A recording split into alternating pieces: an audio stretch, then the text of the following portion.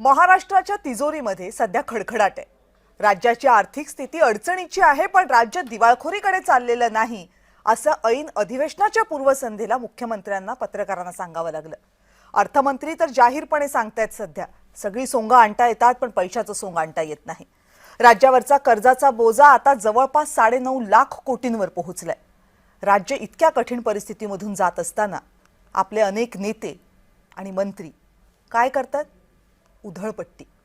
ते नागपूर अधिवेशन जणू एन्जॉय करतात, कारण नागपूर अधिवेशनाला पोहोचलेले अनेक मंत्री आणि आमदार सुद्धा काही हे पंचतारांकित हॉटेल्समध्ये मुक्काम ठोकून बसलेत।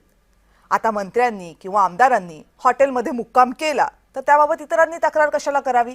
त्यांना जिथे राहावं वाटतं तिथे राहण्याचं स्वातंत्र्य आहेच की त्यांना। इथं आक्षेप नेत्यांच्या पंचतारांकित हॉटेलमधल्या स्टेचा नाहीये, इथं प्रश्न आहे उधळपट्टीचा। तुमच्या आमच्या कराच्या पैशातून सुरू असलेल्या उधळपट्टीचा।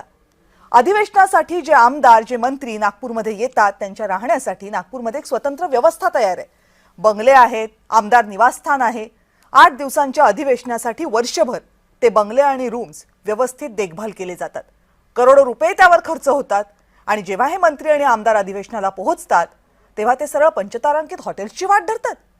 जर मंत्र्यांना आणि आमदारांना तिथे राहायचंच नसेल तर मग वर्षभर कराच्या पैशातून या सगळ्या निवासस्थानांची देखभाल करायची कशाला?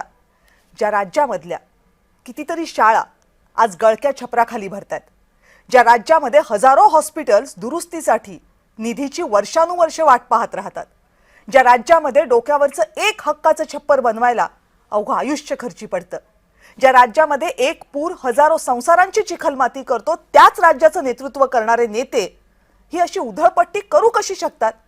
आणि आपल्याला आमदार आरामदायी निवासाची सोय करताना गोरगरीब जनतेचे पैसे असे वाया कसे घालवू शकतात? हा कळीचा मुद्दा आहे।